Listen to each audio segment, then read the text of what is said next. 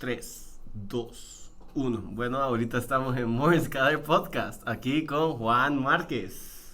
Juan Márquez. ¿Cómo estamos, gente? ¿Qué tal? Bueno, primero que todo, quiero presentarles a un gran amigo mío. Él se llama Juan Márquez. Él es el cofundador, ¿verdad? Cofundador de Lean Coffee. Ellos lo que hacen es que te manejan la finca, son asesores tuyos, en lo cual él nos va a hablar mucho más ahorita en esto. Y aparte de eso, Juan tiene una gran pasión por motos, también bucea. Entonces realmente Juan es una persona a seguir, una persona también bien devota en diferentes cosas. Y queremos hablar un poquito más de él, ¿verdad, Juan? Entonces, bienvenido, Juan. ¿Qué tal? ¿Cómo estás? Aquí estamos en el programa. Pues gracias por invitarme. Pues contento de estar aquí. La verdad es que creo que estas iniciativas son importantes porque le dan un espacio a toda la gente, pues. Cabal. Y Mori dice algo como seguir. Yo creo que realmente es más como poner en contexto de lo que la gente está haciendo y la verdad que en El Salvador, siendo tan pequeño, da lugar para muchas cosas, ¿verdad? Para abrir oportunidades en cualquier sentido, ¿verdad? Sí, cabal, así pienso también. Y pues lo hago pues con mucho amor, ¿no? Sí, no, y súper bien. Yo vi el primero y me gustó un montón, por eso. Ahora este va a estar mejor. No, mentira, Julio. Va a estar peor. Bueno, seguramente nos está viendo. Primero que todo, Juan, quería que me dijeras un poco más qué es Lean Coffee y qué es lo que realmente haces como asesor. Primero que todo, gente, quería decirles que Juan nos está dando cafecito de Lean Coffee, de una de las fincas que administra. Entonces, este es... What? Y el otro Lean what? Coffee. Y bueno, aquí nos trajo Juan para regalarnos. Pues, quizás después hablamos de eso, ¿verdad? Pero... Sí. Bueno, la verdad es que Lean Coffee nace con mi integración al trabajo que tenía mi papá. O sea, porque él realmente empezó hace más de 30 años con el tema de las asesorías, siempre bajo bajo un esquema de empresa familiar, ¿verdad? Iniciaron ellos trabajando como hermanos y luego, pues, la verdad es que en el tiempo cada quien va tomando su camino. Ellos se separaron por los diferentes criterios técnicos que fueron aplicando. Y ya él se quedó solo y eventualmente con el tiempo, gracias a Dios, pues tuve la oportunidad de integrarme al equipo, ¿verdad? Ahí fue que hace 4 años iniciamos ya como la imagen de Lean Coffee, en la que estábamos integrando conceptos agronómicos, pero dado que yo soy de un background de ingeniería industrial, tratando de tecnificar más el cultivo, ¿verdad? Uh-huh. Ya que el aspecto agronómico es muy importante, pero hay aspectos de proceso en los que se puede administrar y por lo tanto eficientar mejor, ¿verdad? Entonces, él ya tenía mucho terreno avanzado en ese sentido, porque él lee mucho y se ha nutrido mucho de la caficultura colombiana, de la caficultura brasileña, que dicho sea de paso son monstruos en nuestra industria, ¿verdad? Sí, claro. Entonces, cuando yo me uno, pues empezamos a integrar muchos más conceptos y dado la circunstancia actual, ¿verdad?, en la que la caficultura salvadoreña se encuentra, en la que somos, bueno, afectados por el cambio climático, el tema de roya que entra en una faceta en la que se vuelve ya no una enfermedad más, sino que una epitifia, que es lo que se denomina epidemia en temas de hongos, y luego una caficultura abandonada a nivel técnico, ¿verdad? Porque gobiernos, que no se puede culpar a nadie, pero más de 25 años que el aspecto técnico de investigación y el acompañamiento en el campo a los caficultores fue abandonado, ¿verdad? Sí. Entonces, todo eso sumado llega a que de 1992, que tuvimos 4.3 millones de quintales, al 2019, que posiblemente no creo que lleguemos al millón, o si llegamos, pues ya subimos un poco. Es una gran caída, o sea, 215,000 empleos en el 92 versus 45,000 en el 2015. O sea, en números se ve que estamos caídos, definitivamente. Wow, eso no lo sabía por completo, ¿verdad? Sí. Bueno, es otra cosa que, como les digo, que lo que me encanta a mí es aprender. Bueno, Juan, me gustó, antes de hablar de un poco más de la historia y de cómo va el café en El Salvador, me gustaría hablar lo que me dijiste, lo que sos ingeniero industrial y te decidiste. Entonces, eso me pareció bien interesante, porque lo que me estás diciendo ahí, que todo lo que vos aprendiste en diferentes plantas, en procesos, porque antes trabajabas en la Kimberly, y entre otras, como yo tengo entendido, entonces empezaste a aprender también procesos, diferentes cosas que has aplicado ahorita dentro de tu asesoría. Por ejemplo, le pongo el caso de un almacén industrial. Un almacén industrial trata en la medida de lo posible que el asociado piense lo menos posible. Él tiene que ser básicamente una persona no pensante, o sea, que realice la tarea directa, o sea, te lo pongo así, por ejemplo, en un almacén.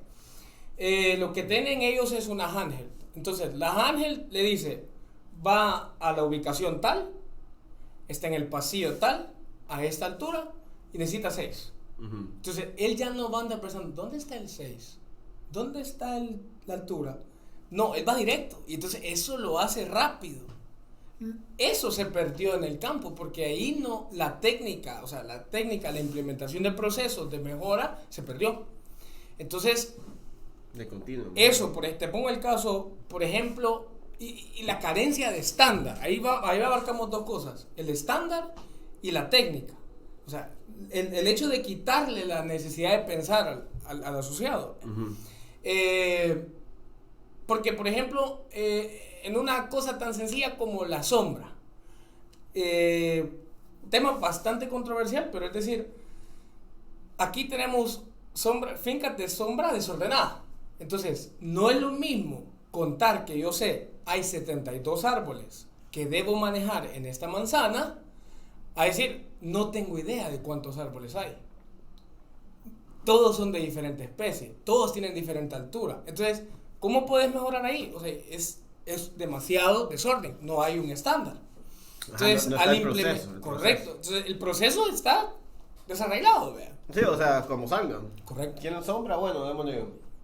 Tenemos cualquier arbolito y que le dé sombra. Ahí es donde cambia. Nosotros hemos conocido productores que tienen gastos por manzana de 20 jornales en una manzana para manejar sombra y que se replican año con año. Luego de que vos implementás una técnica en la que es un proceso que va cambiando con el tiempo, llegamos a invertir un jornal, .75 jornal por manzana versus 20. Wow. Entonces, hace la diferencia. Y no quiere decir que usted va a tener un cafetal al sol, simplemente que va a tener un estándar. Usted puede manejar la cantidad de árboles que quiera, pero tiene que tener un estándar. Si no hay estándar, no es imposible. No vas a tener los resultados que necesitas. Correcto. Es como que tuvieras un parqueo y tuvieras parqueos en paralelo, otros así en vertical, otros desordenados. Entonces, ¿cómo se parquea la gente? Es un caos. Así, básicamente, solo hubo un término, la estandarización. No, y que probablemente dentro del parqueo pudieras tener 50 parqueos y por hacer eso estás teniendo 20 parqueos. Correcto. Entonces eso creo que es una de las cosas que afecta bastante. Correcto. Entonces lo mismo ingeniería industrial es eso. Es una administración que se basa en la aplicación de no es castigar a la gente para que haga más, es modificar lo que existe para que eso permita ser eficiente. Ahí radica la diferencia. Entonces, que me gusta bastante cómo implementaste tu ingeniería industrial dentro de la parte del café. Y como te digo, mucho de eso mi papá lo tenía adelantado. Como que él hubiera estudiado la ingeniería industrial. Increíble. Pero es por eso, porque prácticamente es un benchmark. O sea, él tomó conceptos de la caficultura hondureña, de la caficultura colombiana, caficultura brasileña, y dijo, ¿qué se puede utilizar aquí? Porque no es que vos vas a venir a implementar un modelo de producción de una latitud diferente, de una altitud diferente, de una cultura diferente. Solo es que todo cambia, ¿verdad? Imagínate a nivel cultural. Aquí, Colombia tiene mucha sombra de plátano. Y ellos cosechan plátano cosechan café y eso les da un ingreso doble, exacto. Aquí la gente se queja porque culturalmente si tenés fruta en la finca, te la roban. Y si metes fruta en la finca, se vuelve problema. Porque empieza a entrar la gente. Exacto, entonces es de adoptar, pero... Wow, eso, y qué increíble. ¿No? Yo cuando, ahorita que dijiste culturalmente, yo dije, ¿y de qué está hablando? ¿Cómo culturalmente va a afectar el diseño de la finca? Correcto. Entonces, qué increíble, imagínense gente, qué increíble de que culturalmente, pues, o sea, porque están acostumbrados a que si va a sembrar fruta le van a robar, o sea, él tiene que empezar a sembrar otra cosa como sombra, ¿verdad? Sí. Que eso me pareció súper interesante como lo explicaste de una manera bien simple. Y me gusta eso, ¿verdad? Sí, está súper chido. Bueno, otra cosa que te quería preguntar, que es una de las preguntas que siempre hago, es ¿cuál fue de tus primeros proyectos? ¿Cómo te fue? Y al mismo tiempo, ¿cuál fue tu proyecto más grande y cómo te fue? Fíjate que, bueno, en general nosotros, pues, cuando yo me integro, mi papá tenía una base de clientes que eran propios. Cuando yo me integro al proyecto, bendito sea Dios, se derrama la bendición, la gente se va enterando y se empiezan a unir más gentes. En el 2014 que empezamos, a la fecha, hemos sembrado cerca y un poquito más de 2.5 millones de árboles de café. ¡Wow! Correcto. Wow. Sí, son bastantes. Son bastantes árboles. Pero no tanto es la siembra, sino que el cambio de paradigma con el productor. Creo que eso es lo más difícil en general para todo proyecto. Cuando hablamos de paradigma, ¿a qué te referís? Es a todo el set de creencias y tabús, procesos ya impresos en él.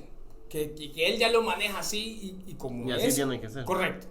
Entonces, eso es difícil. En todo proyecto hay que romperle la madre al productor para que entienda. Es para como explicarle no, así. A un señor cómo funcionan las redes sociales. No, porque ahí no. ¿Sabes por qué? Porque como es algo nuevo, totalmente no conoce. El cambio de paradigma está en que, le tenés que por ejemplo, vaya, así. Si yo hubiera venido aquí y creo que tu micrófono, por ser micrófono, yo tendría que agarrarlo así. Ajá. Entonces, como sé que es micrófono, yo estoy acostumbrado a lo que es un micrófono, entonces yo me pongo a pelear como, no, yo quiero agarrarlo. Así son de necios. No, es que es increíble. Sí, entiendo. No, lo que pasa es que, ya, como humanos al cambio somos bien resistibles. Correcto. O sea, vale, te voy a poner el ejemplo más claro. Y esto, Adolfo Barraza, si está viendo, se puede decir que es cierto. Si quieren, pongamos la imagen del cafetal que les mostré, que les mandé. No. Es el primerito. Wow, esa imagen está lindísima. No, abajo. Creo que. No. La primera. Las primeras que les mandé. No cambiaba. Esa. Ahí está. Vale. Esa imagen, ahí lo que ves es un cafetal de más de 70 años que llegó a producir 16 quintales en un año. Eso es todo, en 15 manzanas. 16. Sí. Entonces, esa imagen que estamos viendo eso ahorita, que está ahí, ese es el cafetal de ese cliente. Entonces, él se dio por vencido y dijo, no, ya no sé qué hacer. Ayúdenme, pero él... La tierra no me sirve. O sea, y dijo, no, de verdad yo dependo de que ustedes me digan qué hago. Y entonces... Pasó el tiempo y muéstrenle cómo está ahora, que es donde sale Adolfo jugando con un perro. Solo para que sepan, gente, ahí atrás está David. David es el que nos está ayudando con las imágenes y otras cosas y también con el podcast. Entonces, 3 años después, 2015, 3 años después, tenés eso. ¡Wow! Ajá, correcto. Hasta un perro compró, pues. Ya feliz, ¿va? Sí. Entonces, caminando con la mamá, niña Eli, caminando con la mamá, y entonces íbamos hablando y dice, ojo, te puedo decir esta historia. Mire, Juan, y íbamos hablando sobre cómo era la finca antes. Y le digo, ojo, es que porque vos estaba en el Decameron en ese entonces, vos no podés saber cómo era la finca, porque no la viste cuando vos no estabas. No, pero es que esto era un bosque, o sea, esto era un desastre, le digo yo. Niña Eli, si estoy viendo, usted sabe que es cierto. No, si mi finca era bien linda. era bien bonita. Y yo, no, niña Eli, ¿qué está diciendo? Ya no se acuerda. Mamá le dice, sí. Porque ellos pasan, este año, esa finca rompió la cosecha récord que ha tenido en toda su historia. Así, la rompió. Entonces, de venir de una mala producción, todavía el caficultor cree que sabe lo que está haciendo. Y que él lo hizo. O sea, que aún está con la misma necedad. O sea, aún viendo el cambio. O sea, son necios. Son necios. Bien necios. Sí, yo, fíjate que ese es, acabarle un ejemplo como... Lo mismo que te decía con lo de las redes sociales, lo veía así también, porque cuando estás hablando con un señor y vos venís y le pusiste 5 clientes nuevos, ellos piensan que ellos lo agarraron. O sea, aunque sean 5 clientes que vinieron de las redes sociales. Ah, correcto. Y ellos dicen, no, si eso ya estaba ahí porque no sé qué, no sé cuánto. O sea, él vino porque vino. Entonces, cuesta cuando no entienden cómo... cuando no entienden el proceso. Romper los paradigmas, eso es difícil. Qué interesante, porque sí, me imagino que cuesta. Imagino que ha de costar también el hecho ya a la hora de pedir el cheque o algo así. Cobro, entonces, ya como, mire, ya le café. No, esto ya mi tierra fue la que lo hizo. Ya empieza a poner reclamos. Mira, a qué arbelito está malo. No salió bien. Sí, me imagino que ha de costar. Pero sí, porque cabal, la Mara piensa que uno está haciendo, o sea, que ellos están haciendo todo. O sea, es que lo que pasa es de que no es tanto eso, sino que cuando en la finca, mi papá siempre lo ha dicho, vos tenés que aprender a manejar 3 cosas. Vale, la finca es fácil, porque son un par de decisiones que si se orienta bien, boom, boom, boom, ahí va, está dentro del proceso. Luego aquí en la finca usualmente tienen un mandador, que es quien consigue la gente y ejecuta las labores. El mandador es la finca y el dueño. Entonces, usualmente sucede que el dueño y el mandador se ponen de acuerdo y te hacen la vida imposible porque ninguno de los dos quiere cambiar. O el mandador con la finca no quiere hacer las cosas. O el dueño con la finca. Entonces, es una lucha de 3 poderes. ¿Ahí? Eso es lo que cuesta, o sea, porque son 2 mentes las que tenés que modificar. Ajá, y más peor el mandador, me imagino porque él tiene 80 años, 70 años y ha visto cafetales desde hace 40 años, nació ahí, pues. Pues sí, o sea, ¿cómo vas a saber más vos? Correcto. Imposible. No, y uno tiene que aprender también de la experiencia de ellos, pues, o sea, me imagino que ellos saben mucho, lo que pasa es que no han hecho los procesos y eso es lo que hace falta. Sí. Pero sí saben bastante, pues mucho más que uno en muchas cosas, ¿verdad? Y bueno, qué interesante, Juan. Bien chivo todo lo que hemos estado hablando, me parece bien interesante lo del paradigma y todo eso, ¿verdad?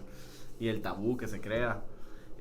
Bueno, y al mismo tiempo, como asesor de café, ¿qué es lo que recomendás sembrar? ¿O qué tipo de café? O sea... Pues el país en realidad tiene 30 bueno, este es de un censo que hizo Procafé en el 2001. Ahora es totalmente diferente.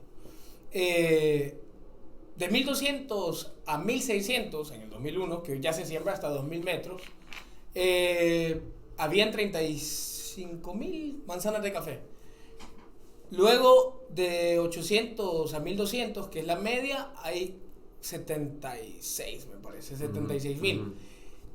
Y de 400 a 800, que es el Bajío, Central estándar, hay 121.000.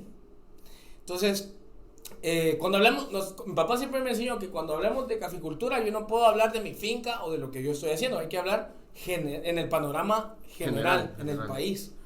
Entonces, estás hablando de que el 55 al 60% está dentro del rango de café que no califica como calidad. O sea, que hay que trabajar ese café, hay que empujarlo, hay que hacer cosas diferentes para agregarle valor, porque el problema es de que con los precios actuales de la bolsa en lo que es café corriente, está matando al productor. Hoy estaba abajo de 100 pesos. Entonces, mano de obra cara, costos de insumos caros, roya, mala productividad, es imposible. O sea, no podés. Entonces, a nivel de país, muchos se habla. Yo fui a la cuestión esta que hubo de cuando estaban los candidatos, que por cierto Nayib no fue, sobre el tema de café. Entonces, todos hablaban sobre calidad y la exportación, etcétera, etcétera, etcétera. Calidad, calidad, calidad. Pero te estoy diciendo que el 60%, 55 a 60, está dentro de esa banda que está entre los 400 y 800 metros. Ellos necesitan otra estrategia. O sea, no es que no sea buen café. Lo que pasa es que hay que agregar valor de otra forma. ¿Y cómo podemos agregar ese valor en ese café? Bueno, impulsando marca. ¿Verdad? Son estrategias de marketing. Vos sabés de eso. ¿Verdad? Sí, o sea, claro. hay que empujarlo con marketing. Pero no es que sea mal café, pero hay otra ruta para él. Volumen. O sea, hay que impulsarlo a través de estrategias de diferenciación. Hay que impulsarlo a través de estrategias en las que vos integras otros cultivos. Cacao. ¿verdad? Cacao del país es muy bueno. Ese, por ejemplo, es una finca que está en San Julián. Está a 500 metros. Yo trabajo con el primo. Y el primo ya está implementando algo similar a ellos. Pero ellos tienen una joya ahí. O sea, tienen un varietal genético de chocolate que es ancestral. Han venido a estudiarlo de afuera. Wow. Es único en la región. Entonces, y vos probás este chocolate y vos te quedas. ¿Qué es eso? Es otro tipo de cosa, ¿me entiendes? Entonces, ellos están metiendo turismo,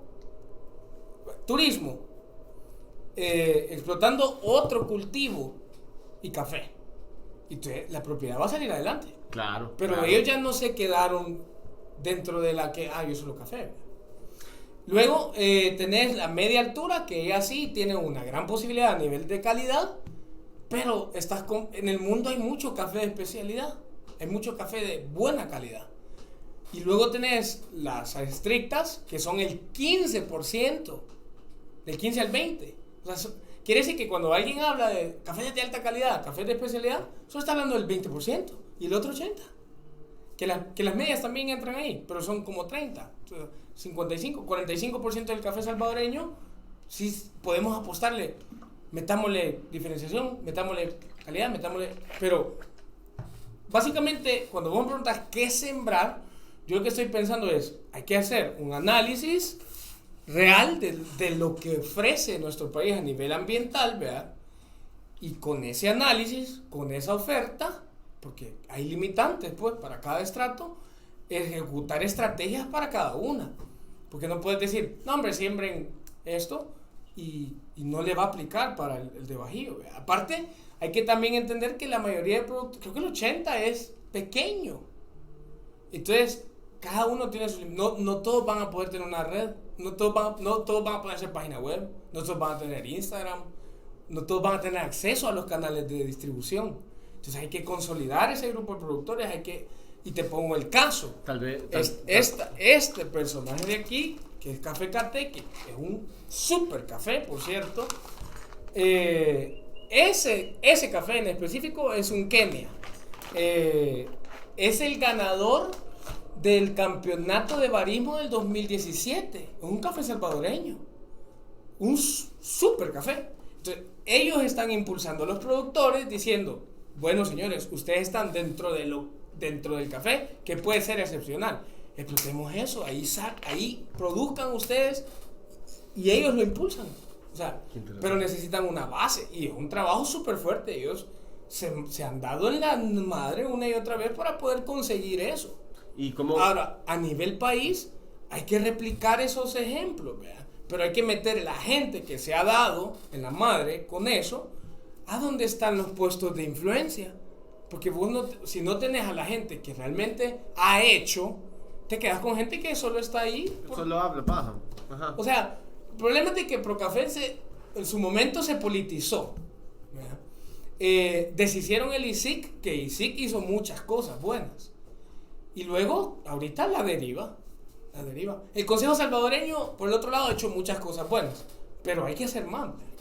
Hay que seguir impulsando. Y además nosotros vivíamos del café, pues era nuestra economía.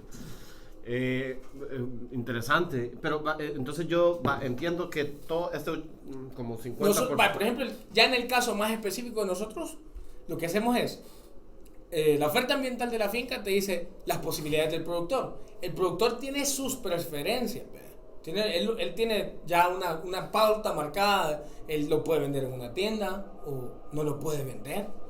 O sea, ahí vas sumando en lo que... Yo tengo una maestría en dirección estratégica. Entonces en la dirección estratégica, me gusta decirlo, en la dirección estratégica vos considerás los recursos que él tiene. Si él no tiene finca arriba, porque le vas a sembrar una cosa que no le va a funcionar. Entonces, claro, te basás específicamente en el caso de él. Y de ahí lanzás vos las líneas estratégicas que se pueden seguir. Así es. No se puede decir, siempre esto. No, hay que estudiarlo. Hay que estudiar todo. Y luego de ahí sale todo. Juan, yo hablando un poquito del tema de que me dijiste de marketing y todo eso, ¿verdad? Que sería el marketing para el café normal, ¿no? El café que le llaman oro, si no me equivoco. Lo que pasa es de que el consumo nacional es bien bajo. Por eso hay que venderlo afuera. Hay que venderlo aquí. Si es que aquí hay una gran oportunidad. Brasil. Aquí decimos sí, porque el consumo, pero porque la gente. Porque si impulsas el consumo nacional, vos podés inmediatamente mover los precios, ¿me entendés? Uh-huh. La demanda propia te hace subir precios. Por lo menos centroamericano. No, a nivel nacional sí es que el consumo es bien bajo. ¿Verdad? Pero el consumo es bien bajo porque no toman café. Porque no lo incentivan, no hay incentivo. Bueno, o sea, una de las cosas que me gusta mucho de tu iniciativa es precisamente eso. iTravel no, o sea, sí se fue de viaje porque es pago, se fue allá en bus. ¿Hasta dónde llegaste? Hasta Argentina. Algo vago, entonces, pero la plata, te creo. Pero usted dijo que iba a ir Fernando Magaña, no sé si, quizás ya no. La iniciativa de iTravel es mostrarle a la gente que en el país es una belleza, ¿verdad? Sí. Entonces, ¿y por qué van? O sea, no es que no haya libertad para salir, ¿verdad? Pero hay que aprovechar lo que está aquí. Sí, o sea, no tienes vacaciones todo el año, ¿verdad? O sea, no pasas aquí todo el año, pero el fin de semana sí lo puedes disfrutar. Entonces, yo soy uno de los que cuando yo veo tus videos digo, ¿y eso dónde está? O sea, no, ¿y dónde está? Pues, o sea, no, entonces el consumo interno es bien poco, a nivel de café es lo mismo. Pero por eso mismo, porque los mismos personas que venden café no están consumiendo el café nacional, ¿o? Porque es que toda la gente, no hay cultura de café. No hay cultura de café. Es que no haya cultura. La cultura de café actual es de consumo de café instantáneo, café común y corriente. Cuando en realidad el café salvadoreño es un muy buen café. Competitivo con café colombiano, con café... Ya entendí. Estamos compitiendo contra los transnacionales de café. Estamos compitiendo contra marcas como Starbucks, por ejemplo. Ellos consumen nuestro café, pero... El productor salvadoreño te puede ofrecer un café superior y entonces vos estimulás el consumo de esa finca, ayudás al salvadoreño, ¿verdad? Uh-huh. Entonces, no es que vas a limitar a la gente a consumir café de afuera, no, o sea, simplemente el consumo interno. Pero hay que hacer una cultura de café, pues una cultura de café que o sea, que cuando veas a alguien consumiendo café instantáneo le hagas cara. Como, ¿qué te pasa? Y le tiras una botella de café o una cosa así. Pero sí, cabal, o sea, me imagino, así como han de haber países como Colombia, me imagino que si vos estás consumiendo café instantáneo, te hacen cara, pues, o sea, te dicen, ¿qué le pasa, señor? O sea, te pongo el caso de Brasil. Ellos, 60 millones de sacos, de quintales, 60 millones. Imagínate. Versus 1 millón nuestro. No. Para que entendas pero, o sea, no, pero es que el tamaño del país, ¿verdad? El tamaño, pero es productividad. Pero es decir, a lo que voy ahí es, ellos saben manejar sus inventarios y cuentan con el respaldo de que los que se toman su café son ellos mismos. Eso les ayuda un montón.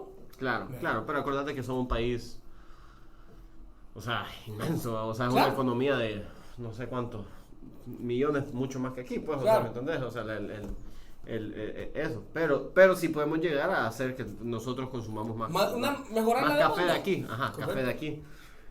¿Cómo recomendarías eso? Eso lo tienen... ¿Qué ministerio tienen que hacer o cómo? Ahí es una plataforma integral, o sea, porque... ¿Y por qué no se unen todos los caficultores como para crear o sea, contratar una empresa y que la empresa haga una campaña Es que inmensa? lo que pasa es de que, de hecho, Colombia tiene 75 años de un bagaje en la que un grupo de productores se unió y dijo, miren, necesitamos hacer algo diferente, pues, desde todo aspecto. La parte agronómica, la parte de proceso, la parte de marketing, investigación, etc. Productores se unieron. Ahí nace la Federación Nacional de Cafeteros Colombianos. 75 años después, si ellos han sido capaces en su unión, en su gremio, de detener al país. Hubo una crisis, no me recuerdo qué año fue, hubo una crisis en la que ellos, como mueven la economía del país, cerraron calles, detuvieron todo. Y eso hizo una influencia, demostraron que tenían poder, ¿ve? Uh-huh. Y entonces lograron impulsar que el gobierno los apoyara desde el gremio privado. Lastimosamente aquí el gremio no tiene esa solidez, ¿verdad? No tiene un liderazgo en el que la gente pueda conglomerarse, pues. Pero para eso está el Estado, ¿verdad? Por eso, desde el punto de vista, el Consejo Salvadoreño del Café tiene una responsabilidad, ¿verdad?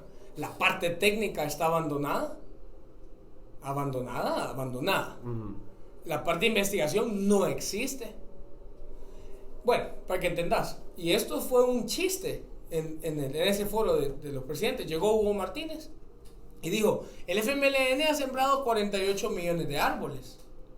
Ajá, ¿y cuántos están produciendo? ¿Dónde están los árboles? Porque si empezaron, ¿cuándo empezó Sánchez Serén? ¿Cuándo empezó Funes? 10 años. ¿Vale? O sea, pero creo que la plataforma de Sánchez Serén empezó hace como 5 años. Ah, Sánchez Serén, sí. Sánchez Serén 5 años, un año más tarde creo que lanzaron lo de regalar los árboles. Entonces, hace 4 años, vaya, entonces mostré la finca esa. De producir 0, pasó al 200%. ¿Dónde están los árboles? No se ven. Entonces la parte técnica está abandonada. Solo el consejo sigue luchando, pero si no están... Pero el dinero gastado, bueno. Sí, correcto. Si no están las 3 áreas básicas, que es la parte de campo, investigación y mercado, no salís. A nivel país no salís. Uh-huh. Ok, qué interesante. Bueno.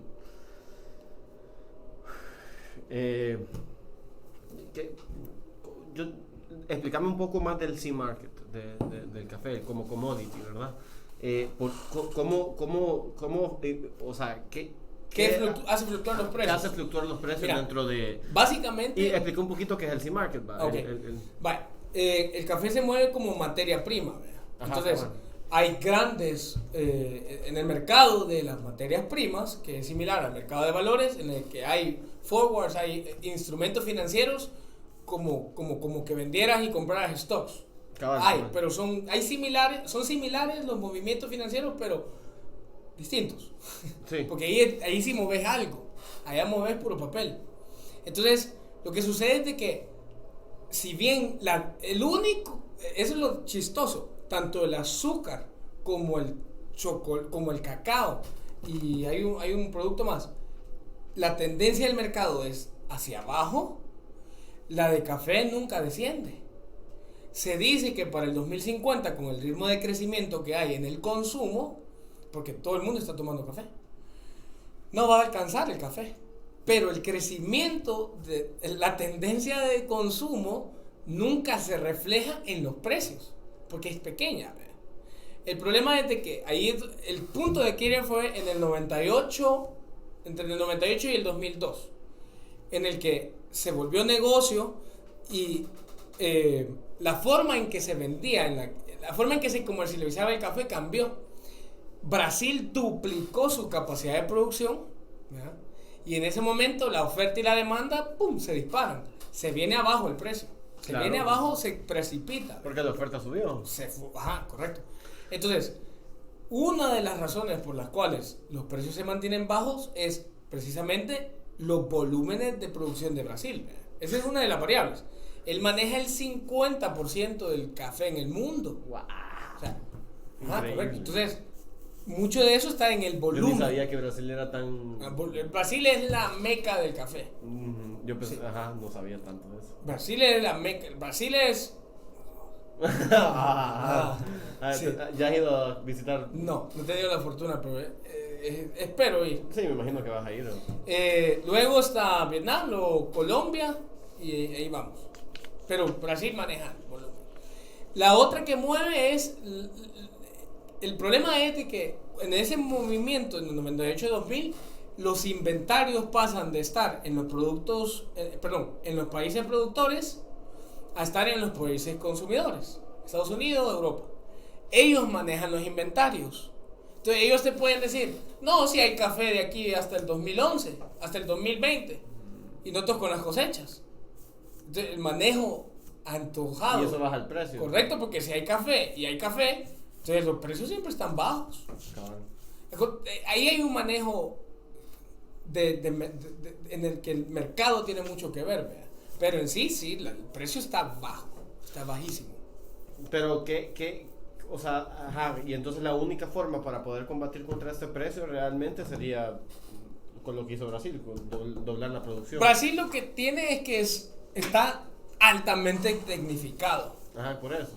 Entonces ellos tienen capacidad productiva altísima. Entonces, un palito te da mucho más que lo que te da un... Terrible. Ellos tienen manzanas de 140 quintales. Y el promedio nacional es de 3. ¿Qué? Así. O sea... Con razón le bajaron el precio. O sea... Oye, pucha, pero es que es demasiada diferencia. Y contigo, ¿a dónde has llegado? ¿Cuánto ha sido más? Nosotros aquí en El Salvador se ha llegado a producir hasta 80 quintales por manzana. ¿Con ustedes? Correcto. Ya como asesores. Correcto. Wow. O sea, ya va llegando. Sí. Ya va llegando. Lo que pasa es de que 140 se logran ya con riego, ya con... o sea, unas máquinas grandísimas. Correcto, ya esos son otro tipo de técnicas aplicadas. Pero en El Salvador aquí han sacado hasta 110. Produciendo como producían. Mira, hablando de este tema, fíjate que a mí me encanta el tema de la modificación genética en las plantas. Entonces realmente... Juana le gusta. No. Realmente es que soy mayunco. Realmente se puso nervioso. Así. No, ahí mi familia viendo y vos mayunqueando. Después realmente viene este nuevo cambio que va a ser la modificación genética, porque ahorita acaban de descubrir una modificación genética bien fácil y barata. Entonces ahorita viene a cambiar todo, ¿verdad? Lo que pasa es de que la mayoría de la gente se está yendo por lo más orgánico, ¿verdad? Pero realmente no hay nada que indique que lo orgánico sea mejor que lo genéticamente modificado. Al final, nosotros venimos modificando genéticamente todo, ¿verdad? O sea, las plantas las venimos modificando genéticamente. O sea, ponemos a los más fuertes como más fuertes. No es que a lo random, sino que le hemos venido modificando todo este tiempo. O sea, que el café ahora te dé eso es también genéticamente que ha venido cambiando, ¿verdad? Entonces, que lo cambie genéticamente en un laboratorio no va a hacer ninguna diferencia. Es lo mismo con los perros. Yo le digo a la gente, o sea, un perro, nosotros los humanos hemos venido cambiando genéticamente a los perros. Los podemos hacer chiquitos, los podemos hacer grandes, los podemos hacer mejor. Entonces, que no tengan miedo de la comida genética, ¿verdad? Porque al final eso también nos va a dar cosas. O sea, estaba leyendo que puede llegar a ser tan fuerte que o sea, las nuevas plantaciones pueden comer el dióxido de carbono y sacar oxígeno.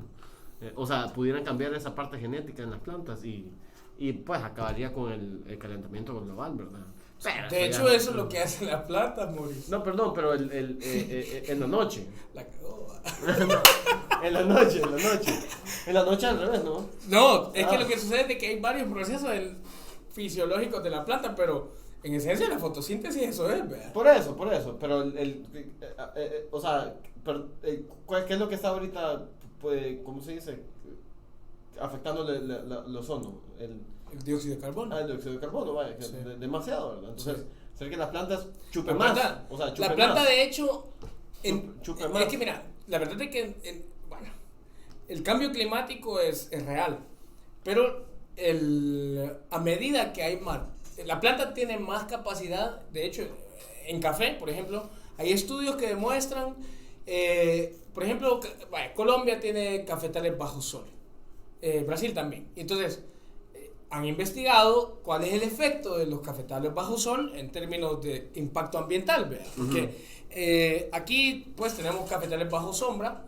Lo que pasa es que hay parte de deforestación, ¿verdad? Correcto, pero a eso voy. Entonces, se ha demostrado que por el tipo de árbol que es, él tiene a mayor dióxido de carbono, mayor producción y mayor tasa de cambio oxígeno. Ajá, dióxido de oxígeno. Correcto. Ajá, por eso. O sea, entonces, el impacto ambiental que es positivo en café. Es positivo.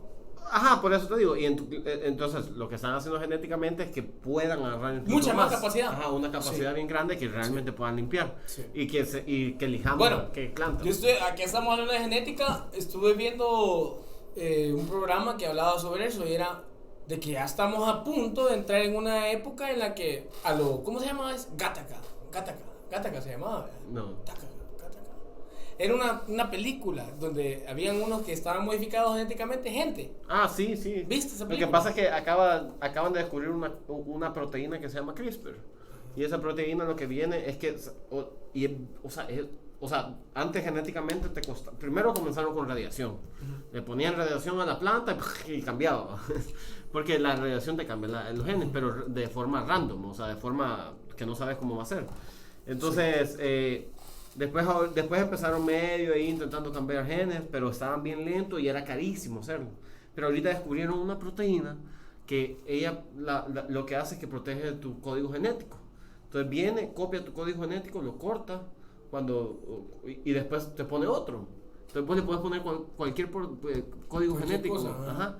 Y solo es una inyección así. Y así va a ser. O sea, vienen unos cambios genéticos que te van a... O sea, viene el mundo aquí a 20 años va a ser una gran diferencia por esto. Sí. Y ahorita se va a crear mucha polémica por eso, ¿verdad? Porque la gente está como, uy, no lo hagamos, uy, qué miedo, uy, qué miedo. Pero realmente va a pasar, pues siempre ha pasado, ¿me entiendes? La tecnología así va.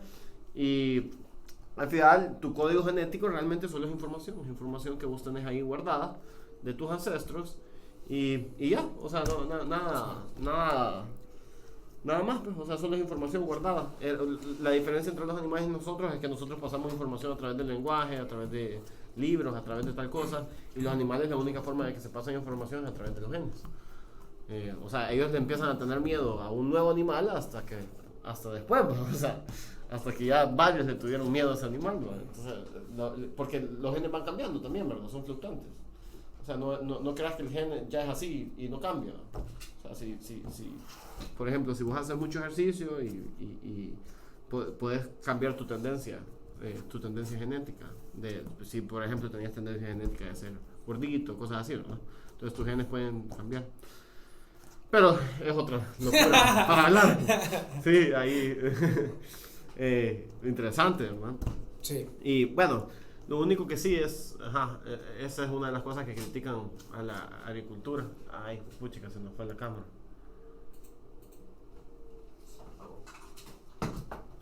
Bueno, Juan, y ahorita se nos fue la cámara. Moris, ¿por qué te está quedando la camisa, Moris? ¡No, Moris! Se le acabó la batería. Bueno, vamos a seguir así porque de todos modos es un podcast, ¿verdad? Sí. Bueno, Juan, te quería que habláramos un poquito más de que nos fuéramos avanzando un poquito más, y quería hablar un poco más de tus pasiones, como tu pasión por el buceo. ¿Qué me decís un poco de eso? Pues la verdad es que esa es una bonita historia, porque tengo Ricardo López, es mi mejor amigo, vean. Y Eduardo también es uno de mis mejores amigos. Y ellos me invitaron un fin de semana, iban a ir con Jorge Baraque. Yo no pude ir, y entonces ahí me quedaron con la chile, que fuera, y fui. Y entonces yo terminé buceando más. Yo no me enamoré del buceo, y ellos ya no hicieron nada, solo una vez fueron. Entonces ahí tuve la fortuna de conocer a Jorge, que era, pucha, que es una persona tan espectacular. Yo también lo conocí. Una persona tan bella que te proyectaba una paz, una alegría constante. Estar con Jorge era parte del buceo. Energía positiva. Sí, o sea, él era parte del buceo y vos, pues inmediatamente conocías a Jorge, es como que lo hubieras conocido toda la vida. Y yo le debo eso a Jorge. Yo siempre que voy a bucear, yo me acuerdo de él. Y me entristece un montón porque Jorge era una persona tan espectacular y lastimosamente pues murió, ¿verdad? Sí. Y parte de eso es ese amor por el buceo, es como recordar a Jorge también, pues. Me recuerdo que el mejor buceo que he hecho hasta este momento lo hice con Jorge, el último que hice con él. Fue cuando saqué mi advance. Fue en Roatán. Jorge era algo loco, ¿verdad? Y como estábamos sacando la licencia, me dice, mira, vamos a hacer un descenso de 40 metros. Ajá. 40 metros. Con aire. Porque como Jorge era loco, pues, o sea, él no es que era loco, pero él le encantaba, o sea, él sabía con quién lo hacía. No, nomás que llegaba a 35. Ese barco está como a 160 pies. Ajá, 160 pies. Y solo con oxígeno. Entonces me dijo, mira, pero vamos a llegar, me dijo, vos sabés cómo hablaba Jorge, vamos a llegar muchachos, lo vamos a ver y vamos a subir, me dijo. Pues sí, porque ya estaba. Porque estaba muy abajo, o sea, era demasiado, y entonces empezamos a bajar. Solo puedes estar como 10 minutos o 5 minutos. Nada, o sea, nada. Empezamos a bajar, porque según Jorge, era un buque de guerra que tenía una metralleta, como esas ballenas que Jorge siempre nos prometía en los coros, que nunca he visto, ¿va? Pero yo la vi. Y no invita. Bueno, la cosa es de que ese día empezamos a bajar. O sea, ya llegó un punto en el que yo veo 120, dije yo. Y empieza aquella locura, porque entre más abajo hay una cosa que se llama narcolepsia, si no me equivoco, que te da como una euforia, como que estuvieras inmediatamente borracho. Y en eso yo me empiezo a reír. Y yo, en ese momento me ubiqué, dije, vi mi cosa y dije, 120, 130 pies, no, tengo que calmarme, tranquilo. Y a esa veo a Jorge delante de mí y me hace señas de que me detenga. Y yo lo seguí. De repente aparece ese barco, ¡boom! Y como vos estás así en un estado un poco extraño, y lo veo así, yo, qué espectacular, y veo mi cosa de la profundidad, 160 pies, no, qué espectacular. En eso Jorge como que se confundió también y quería seguir bajando. Y de ahí Jorge le hace como que, yo solo lo veía de lejos, y le hace como que despertó. ¿Y como de qué tamaño y me es dice, el barco? Subimos. ¿Ah? ¿Como de qué tamaño es el barco? No era tan grande, es más chiquito que el águila. Como el águila, pues ya has ido al águila de Roatán. No, el de Roatán no, uno de Utila, que no me acuerdo cómo se llama. Bueno, pero es chiquito. La cosa es de que ya empezamos a subir y me acuerdo que esos 20 pies de los 160 para arriba lo sentí lentísimo. Como que iba subiendo gradas. Chilísimo. Pero con cuidado, hicieron el stop y todo. Sí, no, todo. No, menos. Sí, es que la verdad es que el buceo es una gran cosa y aquí se puede hacer, pues que es lo mejor. Sí, aquí en Los Cóbanos yo fui el fin de semana pasado a bucear. Y estuvo muy bonito. Lo único malo es la visibilidad, ¿verdad? La visibilidad afecta bastante. Sí, pero aquí se puede aprender y luego ya uno pues... Ya puede ir a Utila, pero también recomiendo Utila para sacar la licencia porque la sacas en 3-4 días. Y pues, o sea, la verdad es bien bonito Utila, todo precioso, estás enfrente a la playa todos los días y después ir a bucear todos los días con la licencia. Es súper recomendado, ¿verdad? O sea, es algo hermoso. Bueno, Juan, y aparte de eso, también contame un poco de tu pasión de las motos, ¿verdad? Porque también sos... Motero. Pues, eso es de chiquitos. Me acuerdo que teníamos de repente un amigo de mi papá llevó una moto a la finca y me la presta y ahí me enamoré, ¿verdad? Y entonces de ahí compré una y salíamos con Ricardo ahí por la finca. De ahí se me arruinó, pasé un montón de tiempo sin salir. Ya en el 2012, estando en la universidad. Es que enduriado, ¿verdad? En el 2012 volví y en el 2015 competí en el Campeonato Nacional de Enduro. De hecho, soy campeón nacional de Enduro. Chocho. Calmado, Juan Márquez. Y, pues, o sea, la moto es otra experiencia que realmente uno no se puede perder. Es espectacular. O sea, es... Sí, me imagino, sí. Vos sos motero también. Sí, solo que la vendí, va. Solo que de necesitaba otro un tipo poco de pista moto, va. para comprar un micrófono. Entonces, sí, pero no, sí, yo anduve en una Ninja y la verdad. Calmado, Fer.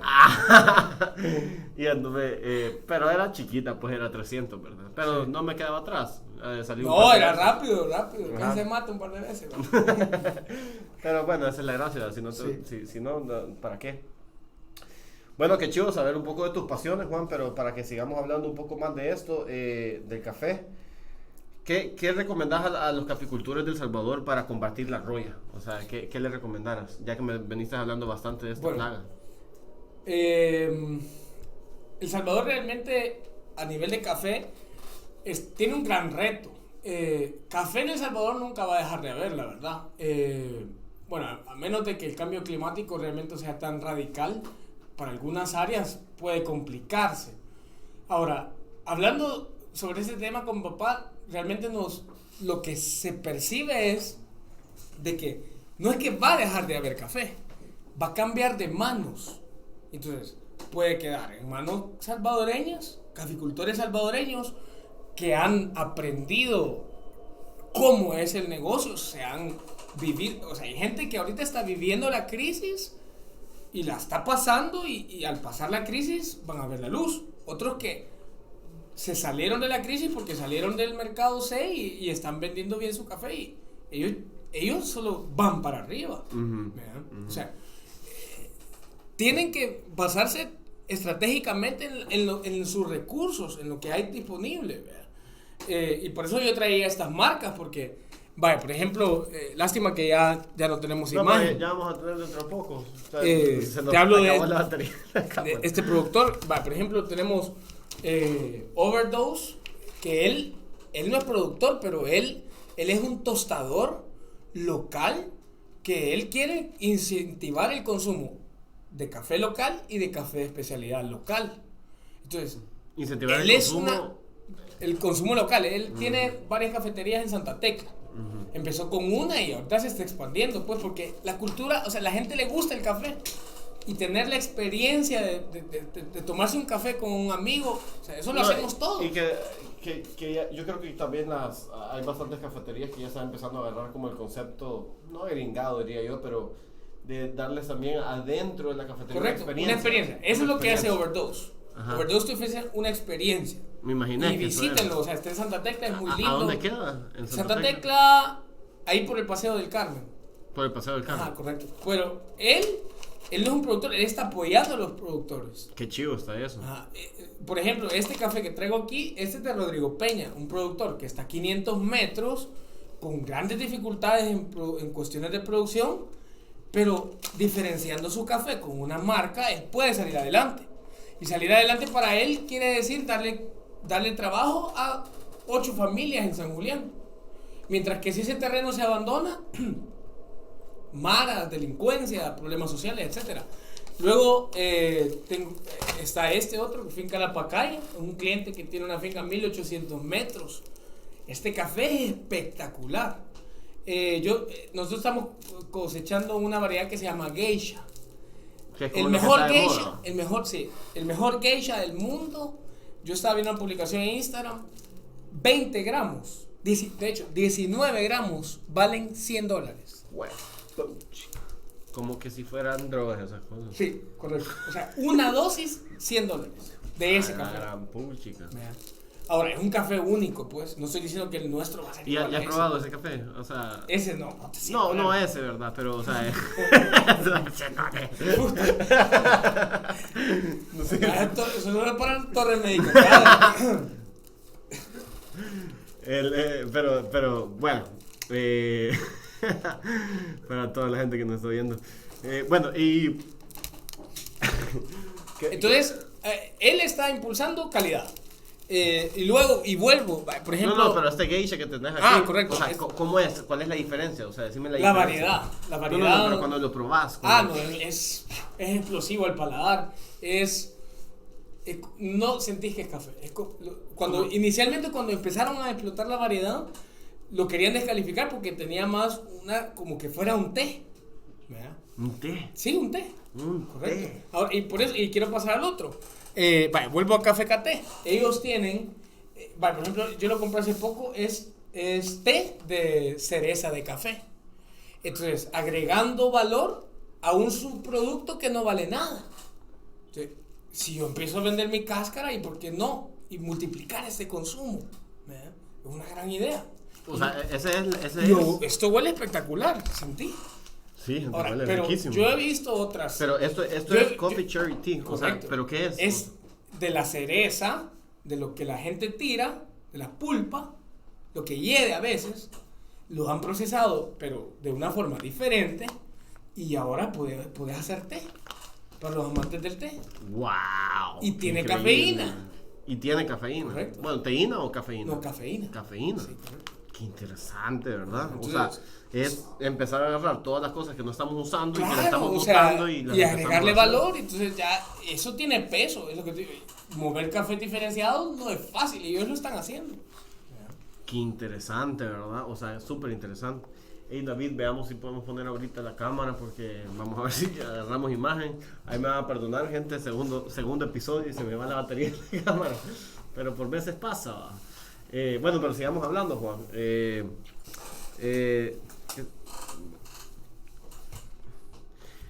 Ya me gustaría, yo creo que hemos hablado bastante de café y me gustaría hablar un poquito más de ti mismo, ¿verdad? Okay. Entonces, de pequeño, ¿qué crees? ¿Qué crees que...? Porque realmente sos una persona bien exitosa, Juan. O sea, sos un asesor exitoso. O sea, sos una persona exitosa en el sentido en la vida. O sea, disfrutas tu vida. Y al mismo tiempo, sos una persona exitosa en los estudios. También trabajaste en Kimberly Clark, en diferentes lugares. Que realmente... o sea,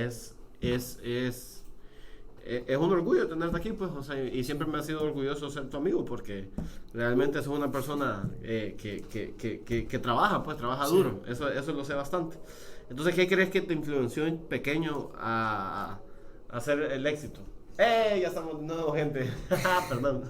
Pues la verdad es que yo creo que es todo el entorno, porque yo tuve la fortuna de, bueno, mi papá, primero que soy cristiano, ¿verdad? Sí, Y entonces como cristiano tenés toda los valores. esos valores y principios que son parte de vos, se hacen parte de vos, ¿verdad? Tuve la fortuna de haber nacido en una familia católica y eso, o sea, estar en ese contraste en el que, o sea, ves el ejemplo de Jesús, ¿verdad? Que es difícil, o sea, realmente pensar en él como yo te puedo decir, yo sigo a Jesús totalmente, como todo lo que él dimensiona es difícil, pero hay cosas que uno va, la honestidad, el respeto, el amor por la gente, todo eso, o sea, se te va metiendo, Uh-huh. y va siendo parte de vos. Luego, mi papá, un gran ejemplo para mí, o sea, su rol de padre, o sea, estricto, duro, pero con mucho amor, una crianza que realmente él, o sea, espectacular, ¿verdad? Igual mi mamá, o sea, la familia, el entorno de la familia ayuda mucho, pues mi hermana, todo. Y mis amigos, pues, o sea, siempre he tenido la dicha de tener amigos diferentes, pues, gente muy inteligente, o sea, gente que es aventada, que hace, o sea, la influencia esa de toda la parte, o sea, vos conocés nuestro círculo social, o sea, Sí. todos tienen algo, o sea, no son, o sea, son gente que le gusta estar vivir, moviendo, pues, ajá. o sea, y les gusta empeñarse en lo que hacen, emprenden, o sea, todo eso te va abriendo la mente como que, hey, tenés que hacer algo, ¿verdad? Ajá, tenés que ser, o sea, superarte a vos mismo y salir adelante, ¿verdad? Sí, cabal. Y hablando, siempre me gusta preguntar el hábito porque yo creo que los hábitos son como realmente lo más importante para llegar al éxito porque el hábito te crea, o sea, es cambiarte a vos mismo, ¿verdad? O sea, vos ya estás programado y es cambiar tu programa y ponerte un programa nuevo. O sea, Sí. es bajar un software Sí. y ponerte un software nuevo para, o sea, levantarte temprano, o sea, Sí. diferentes programas que te puedes ir haciéndolo a través del hábito, ¿verdad? Entonces, ¿qué hábito le recomendás ahorita a las personas que nos están escuchando? Bueno, yo diría, pero vos decís hábito como una acción en concreto. No, un hábito, algo que hagas Constantemente. ritual todos los días. Ajá, o sea, Eh, como decir, levantarse temprano, pues, o sea, sí, eso es un correcto. hábito. Ajá. Bueno, yo creo que, Leer, no sé, pues, bueno, leer, o sea, es que hay mucho, ¿verdad? Pero quizás escuchar, escuchar. sí, porque eso me lo dijo, de hecho, un cliente, de que a veces uno trata, o sea, uno va a encontrar las soluciones escuchando, ¿verdad? Escuchando a los demás y aprendiendo de eso, ¿verdad? Sí, yo diría que escuchar. Qué interesante, qué bonito. Crearte el hábito de escuchar, man. No callarnos. Que eso no y es después fácil. hablar. O sea, yo casi sé. nunca escucho a la gente, de hecho. Ah, sí. Si ahorita ni me dejas hablar, Juan. Me callaba cada rato. Pero bueno. No, pero súper chivo. Sí, me parece muy bien tu consejo, me parece excelente. Bueno, y otra preguntita. Como asesor de café, ¿cuál crees que es el mayor reto de los agricultores en el café en El Salvador? Abandonar el paradigma. Abandonar el paradigma, Sí. es lo que hablábamos, Sí, ¿verdad? correcto. Ajá, y empezar a hacer ya los procesos como Cosas tienen que nuevas. ser. Innovar, ¿verdad?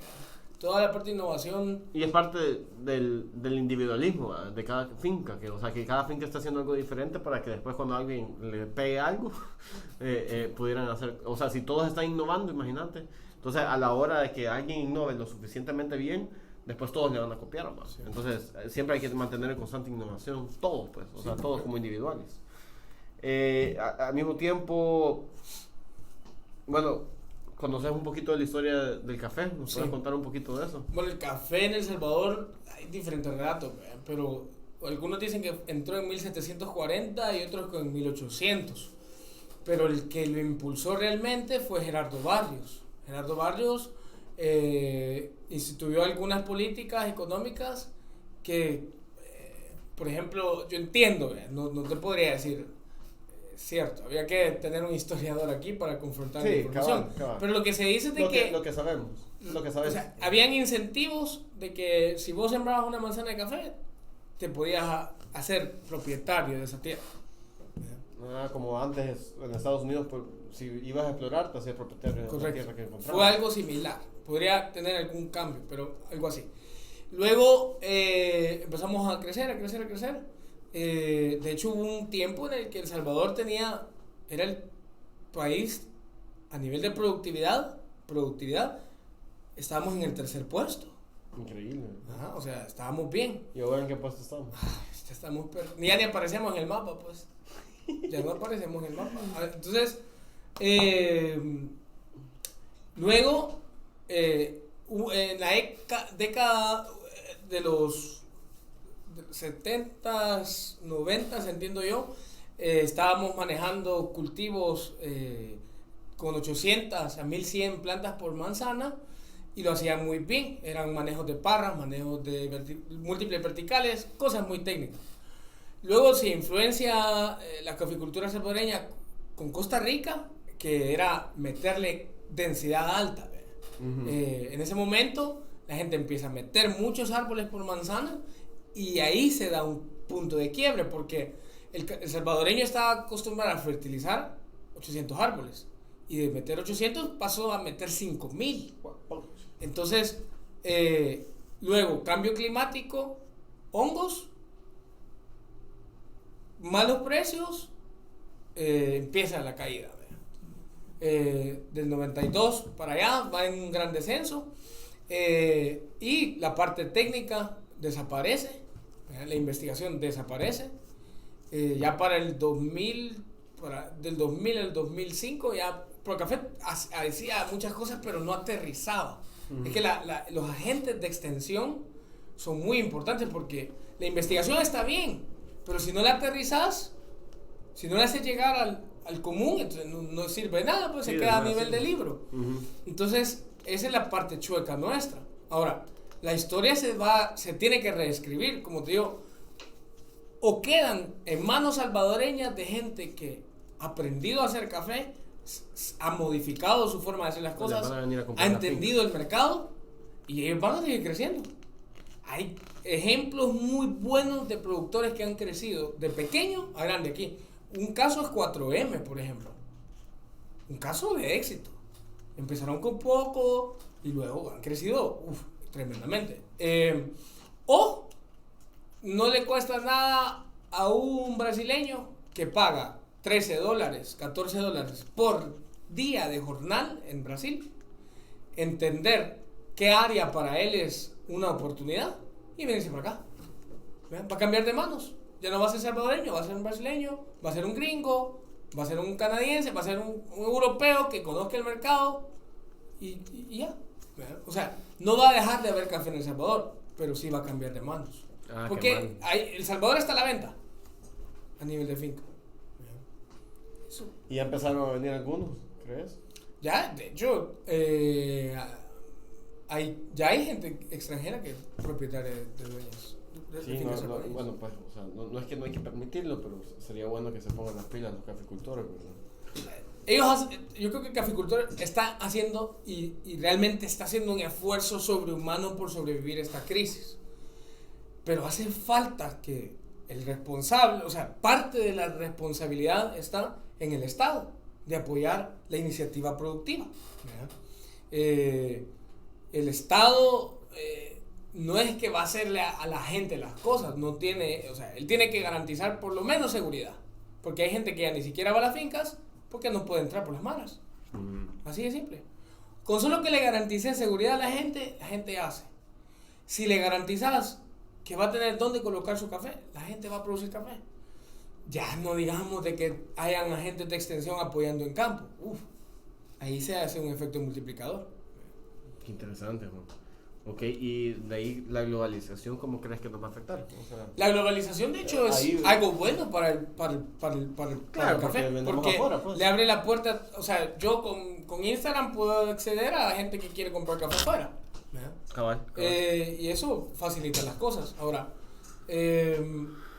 positivo, totalmente positivo. Hay que moverse, sí. Y aparte, el hecho de que ya tenés más a la mano la información, pues. Ahora, yo hablarte de Brasil ahorita, o sea, lo puedo hacer porque puedo tener información de Brasil. Antes, ¿cómo hacía? O sea, no había posibilidad. Sí, no, tenías que ir a saber cómo hacías. Sí, no había posibilidad. Sí, era difícil. Sí, además, yo creo que cabal, eso es lo que se tienen que enfocar los caficultores, empezar a buscar a través de la globalización a quién venderle, ¿no? Y el consumo nacional. ¿Y de ahí qué valor sentimental tiene el café para ti, bro? Bueno, yo crecí, yo soy tercera generación de productor de café, ¿ve? Mi abuelo producía café, mi papá producía café, yo voy a producir café. El Salvador está rodeado de café. Todo, o sea, mi niñez, yo crecí en la finca, pues. Sí. Y ciudad finca y El Salvador es un país pequeño, ¿ve? O sea, no es como que vivimos aislados de la naturaleza. Y de ahí, pues, cuando fui creciendo no me gustaba, la verdad, me caía mal ir a la finca porque eran desordenadas. Pero de ahí le encontré el amor al hecho de que, o sea, es un cultivo que tiene toda una vida detrás de él, o sea, hay generaciones de gente, es un patrimonio. Cuando vos entras a la finca tenés que entender que es un patrimonio, ahí hay vidas detrás, o sea, la gente que trabaja, toda una cultura que está ahí. Mira, parte del problema social en el que nos encontramos actualmente es de que antes en las fincas, bueno, los productores vivían en las fincas y la gente se transculturizaba entre el patrono y el trabajador, y esa transculturización lo que lograba era una integración, o sea, veían al patrón ser una persona íntegra y ellos querían ser igual, ellos querían emprender, querían crecer, querían educarse, querían formarse.